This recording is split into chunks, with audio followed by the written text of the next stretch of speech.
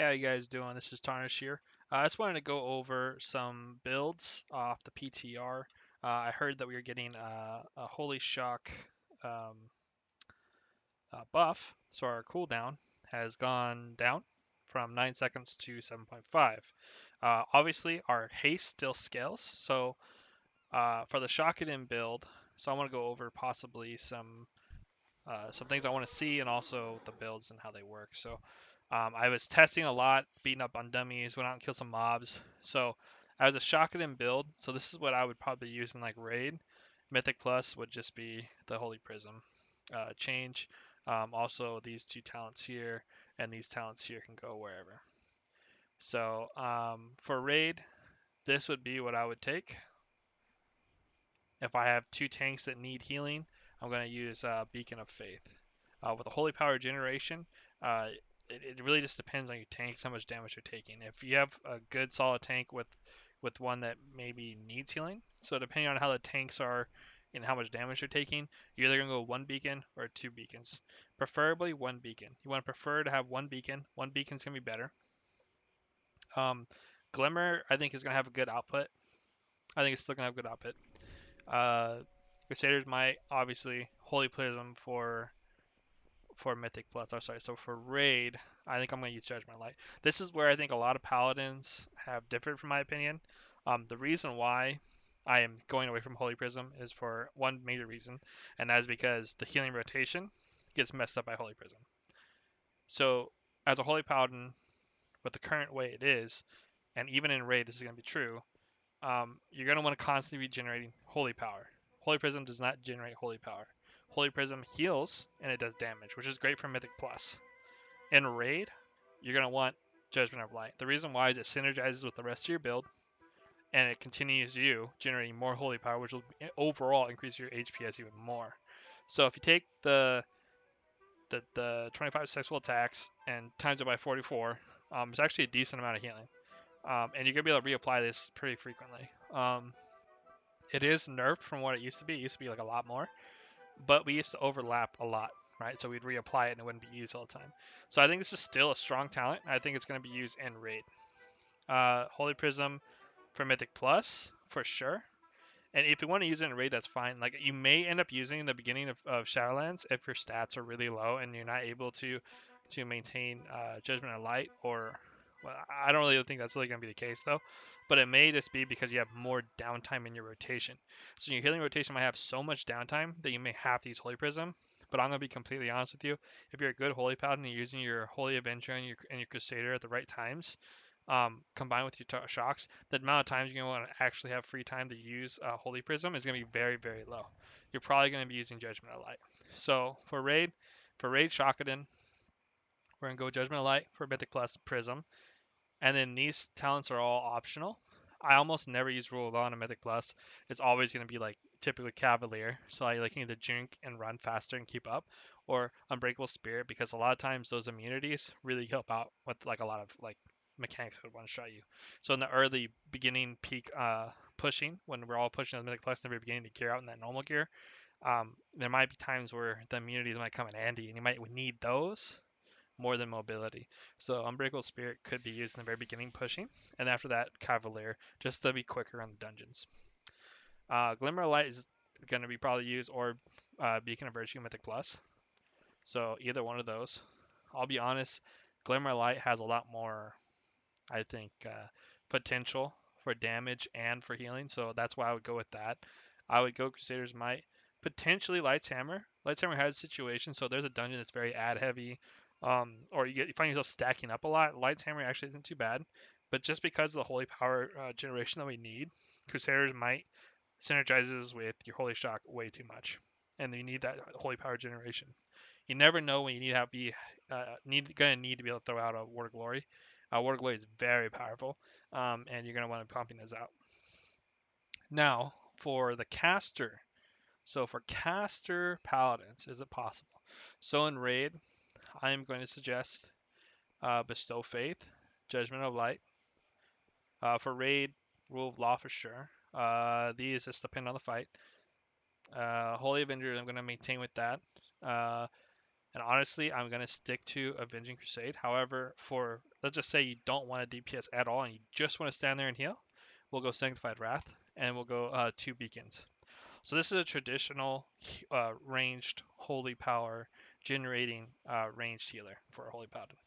This is very similar to what we used in Legion if you weren't Shakadoning back then. Because a lot back then Shakadan didn't really do much other than give us free damage. So on the high end we did it just to help push the DPS checks. But if you're just a typical average Joe just playing World of Warcraft with your friends, and you just want to stand back and cast big holy lights and play similar you did in Legion, this is gonna be your build. Um, it is a little bit slower. However, the Holy Shock change it did help. Holy Avenger is a huge cooldown for you. It's obviously a 3-minute cooldown. So depending on the boss fight, so if our average fight is 5 minutes, then you may only get one of these a fight, right? So what I'm going to suggest is you open in the fight with Holy Avenger, you pop it, boom, right off the bat, right? And you start sniping for the first 3 minutes, or the first, you know, uh, 20 to 30 seconds. I would blow a lot of mana and I would just try and snipe and whatever. And then I would coast for the next minute and do your normal stuff. Bestow Faith off cooldown, keep your Judgment light up, make sure the tanks are topped off. And then from there, um, when your Holy Avenger comes back off cooldown, you're going to blow everything you got again. And this time you're going to blow your load hard and you're going to really try and steal the rest of the fight. So assuming the average length of a fight is 5 minutes, that's going to be around how you're going to min-max with Holy Avenger so that you can get 2 of them in. Now, if the fight's 6 minutes to 10 minutes, there's a lot of potential for Holy Avenger to really shine. At that point, on those longer fights, you got to be wary of your mana. So be very careful about going hard for no reason. Now, another tip for Holy Paladins is your beacons. If your beacons are overhealing, you need to track that. If you're overhealing too much with your beacons, you need to go Glimmer of Light. Especially if you have a Demon Hunter or a Blood Decay, you're going to want to make sure you adjust for them, right? So if you have a really good Blood that night and he's just healing a ton, right? Uh, you need to go down to one beacon. You need to beacon the other tank. Or if there's a moment where he's taking a lot of damage, switch your beacon to him and heal them up. Now, this is advanced paladin play, but that is the most optimal way to play a caster holy paladin. And it's actually paladin play in general. I wouldn't even limit that just to uh, caster. So again, for me, I'm probably gonna play a spec like this in raid. This is probably what I'm going to rock. If I play paladin, I'm still really on the rocks because druid's looking so strong, and I've already leveled the druid. I'm going to continue leveling other healers, but paladin's been my thing for so long. Like, I got this hammer. I was like one of the first few people to get this hammer. I remember a lot of guilds tried sniping me because I got this hammer. So, uh, you know, it's just this has been my go-to class, and I'm famous from not famous, but in Legion I was famous for my Holy Paladin. Everyone always came to me for Holy Paladin stuff, and I had some really good parses in Legion. So people always question. So I'm kind of known for my Holy Paladin, even though I've played almost every class out there. Um, just I don't know. And honestly, I had the most fun on my Holy Paladin, so I'm really sad to see that it's fallen from grace in BFA, and in Shadowlands it's not looking good.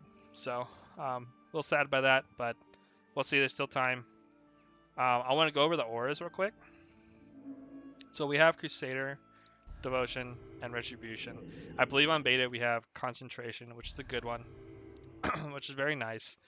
But unfortunately, I think that we're missing something. So Crusader, I'm fine with. Retribution should not be a thing. I think they need to take Retribution away. I think they need to take Retribution and turn it into Aura of Sacrifice. And I want the Aura of Sacrifice from Legion, Retribution. So, with this being the case, I would suggest, because Devotion Aura is giving 30% damage, and when you use Aura Master, you get 15. So I think that we should take 6% damage from Aura of Sacrifice, so 6% of Aura of Sacrifice.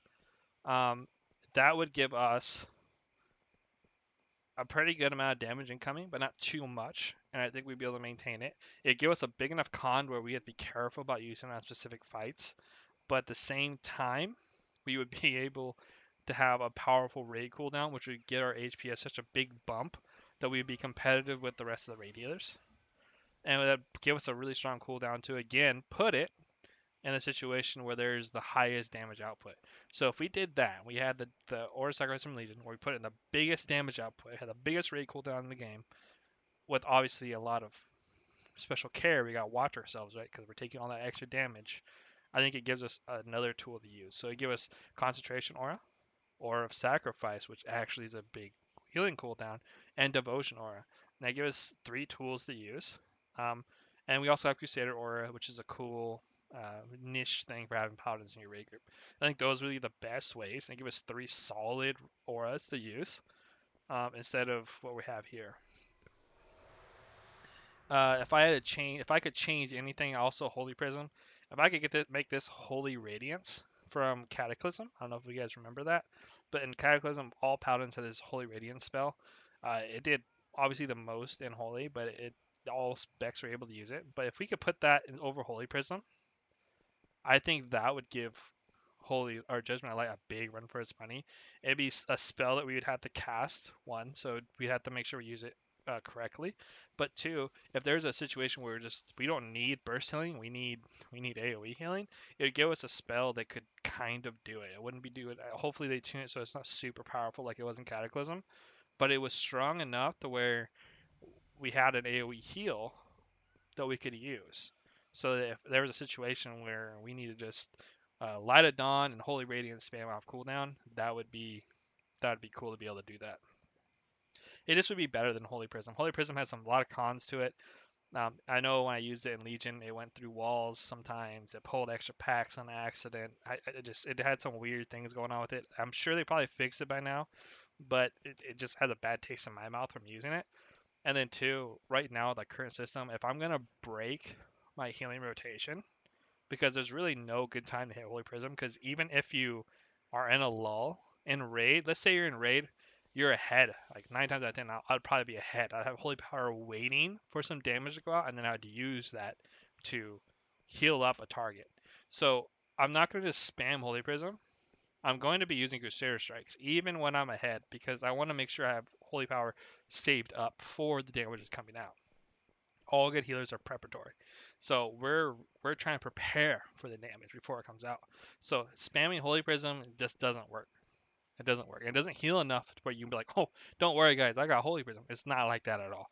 It's just like a, oh. It's more of a, oh, we're gonna die guys. I'm gonna pop Holy Prism and pray. Like it's not really gonna do anything. Judgment of Light is just an AoE heal. It's just you're giving yourself like, I don't know, what's 44 times 25? It's a good chunk of healing, right? So it's going to be like 1,000 something healing thrown out there, which is very close to what Holy Prism does. So basically, but it's going to the rate. It's smart healing, and you can keep it up effortlessly, and it follows with your rotation. So with that being said, Judgment of Light is like I'm telling you now. I know a lot of people are saying go Holy Prism. Judgment of Light is going to be the way to go. Holy Prism for Mythic Plus, Judgment of Light for Raid, for sure. Um, the other thing I want to go over is I know there's been some rumors, or not some rumors. I've been reading up on Wowhead and watching some beta streams. So people are talking about Light of Martyr use. I hope that we don't go that route. I really do. But I'll probably just do another video on the beta stuff because right now a lot of it's being tuned and changed. I want to keep releasing videos. But let's just say this: with Light of the Martyr Paladins, when you guys out there healing, remember what this is doing. You're damaging yourself for 50% of the healing done. 50%. So it's only 50% effectiveness. So if this heals for 1,336, let's just say 1,200, make it easy. You're actually only healing 600 effectively, which is garbage. Like that's super low. Anything, Holy Prism heals more than that. You know what I mean? So Light of the Martyr is a tool that you typically will use to transfer health to a target to keep them from dying. This is not a spell you want to spam. You can spam it in top of meter on details or on, well, I'm not even sure details. I think details actually fixed it, but maybe on recount you might top the meter and be like, oh, I topped the meter. You're not really topping the meter. You're killing yourself half the damn time. You're barely you're barely you're barely going positive. I know Guild and I hold got held up because their Holy Paladin was spamming Light of the Martyr, and they didn't understand because they had so much HPS out there. The reality was that Holy Paladin was holding them back. Can't spam Light of the Martyr. Light of the Martyr is bad. Um, with Marauder's Dying Breath, I see it's coming back, so I maybe play with it, but I severely doubt it. Just from all my knowledge of Holy Paladin, I don't think that'll be the gameplay to go. It just any kind of healing spell where you're taking away from yourself is bad, right? Especially with this. Now, Aura's Sacrifice healed for so much that it made it worth it. So if they bring a gimped Aura Sacrifice, it's not going to be worth it. Now, if they give us Aura Sacrifice from Legion, where we could actually like pump, then yeah, it's worth it. But Light of the Martyr, 9 times out of 10, is just not. It's not worth it. Marauding Breath, any build where we're doing that, if we're in a point where we are relying on that legendary, where we have to spam Light of Dawn and hit with Light of the Martyr for an additional burst heal, that means that Paladin is pretty much broken. So I don't think we're that broken. I think we're going a better direction than I initially had. Now there's still a lot of things that the beta and stuff that I'm not sure, not very positive about it, but who knows. So anyways, this is Tarnish talking Holy Paladin with you. I hope this helps you with Mythic Plus and even leveling. I would level with a Mythic Plus build if you're gonna be Holy, just to support your group. If you're leveling with a group, I'm probably gonna level with somebody else, so I might go shock it in and just level with them like that, or go prot or red and just tear stuff up. So anyways, I hope this helped you guys, give you some knowledge, and maybe some of you Holy Paladins feel a little bit better about things. I feel a little bit better, but I'll be honest, Paladin's still not looking very good. I'm hoping, crossing my fingers, but who knows? All right, guys, it's Tarnish. Tarnish out.